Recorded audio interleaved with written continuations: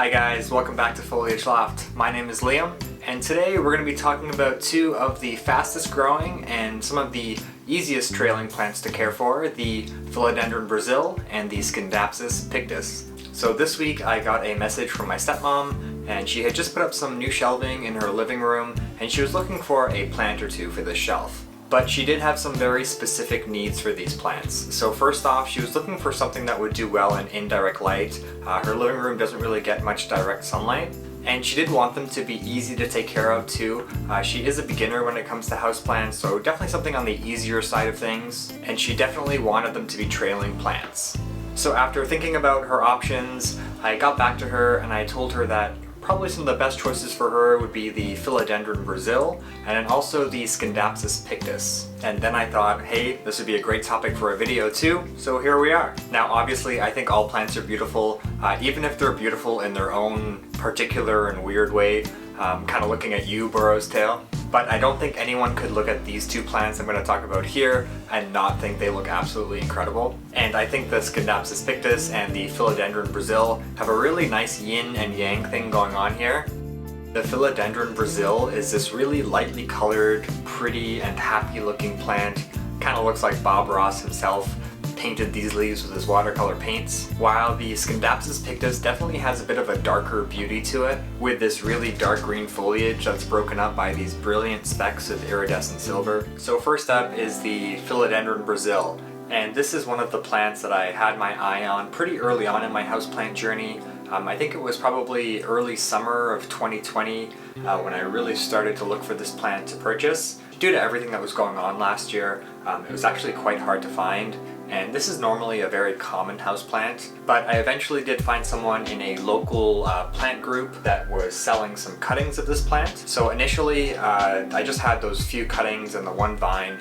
They were rooted, so I did have a bit of a head start with this plant, but I brought them home and I potted them in a pot that was a bit smaller than this, and I initially just hung them in a southwest facing window. It got some direct sun, but mostly it was just bright indirect light, and I noticed pretty quickly that this vine started putting out some new growth, so you can kind of see, hopefully, where it kind of branched off there.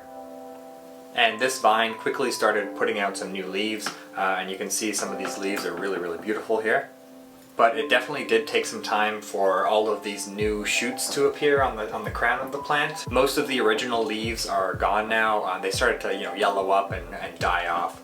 So I did cut off some of those leaves. There are actually still a few of the original leaves. That's these two here. They're probably just about ready to go now too. But yeah, it does take some time, especially when you have some brand new cuttings.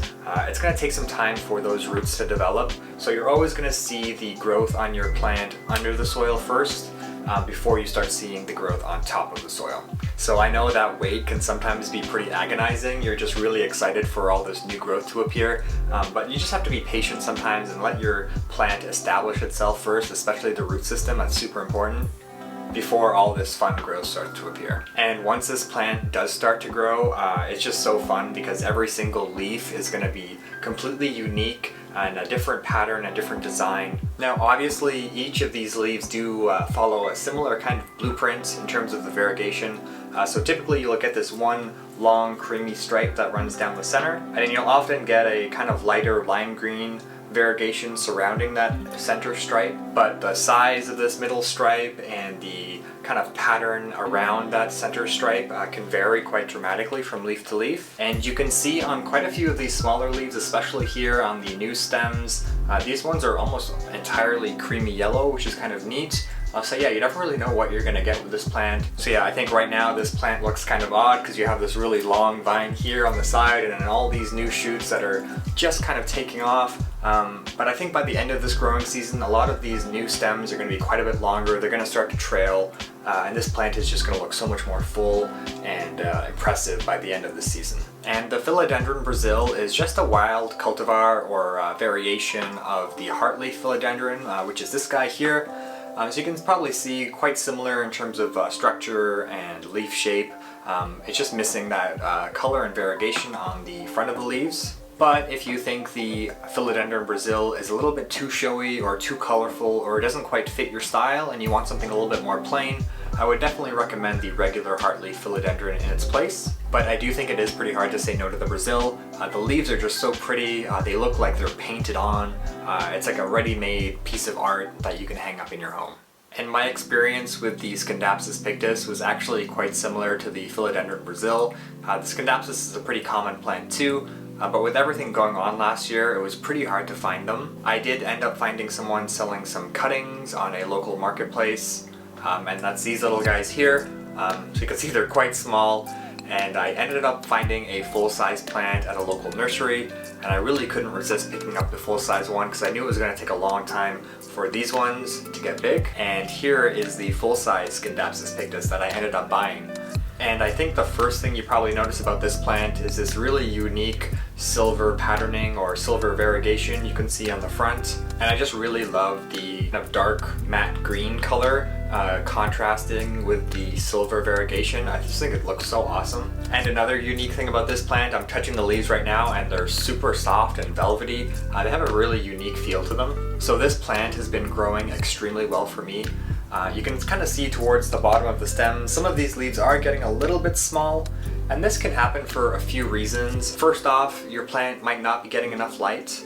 I did have this plant in a south-facing window originally, and on some of the days with more intense sunlight, it was getting a bit of a sunburn on some of the leaves. They were turning a little bit yellow and scorched, so I ended up moving it over to a north-facing window instead. And maybe it's not getting quite enough light there, and that could explain some of these smaller leaves on the bottom. So my plan to get rid of some of these smaller leaves and to encourage larger growth like it is up top here, I think I'm going to prune back some of these smaller stems here, and I'll probably end up propagating those, and I'll see if when the new stems come through, I'll see if the leaves are any larger, and if not, I might consider moving it back over to the southern side of the apartment. Probably not quite as close to the window as it was, so it doesn't get sunburned. Maybe I'll hang it a little bit further back, a few feet away from the window. But yeah, we'll see if that works, and I'll keep you guys updated. And this is one of those plants that does get mislabeled or misnamed quite a bit. You can often find it labeled as a satin pothos or a silver pothos, which definitely refers to the silver color in the leaves. And I've also seen it labeled as a satin philodendron or a silver philodendron. Now, it's not a pothos or a philodendron. It is a Scindapsus, which is its own thing, but it is related to both the pothos and philodendron families, and because it is so closely related, their care requirements are quite similar as well. So let's talk a little bit about that.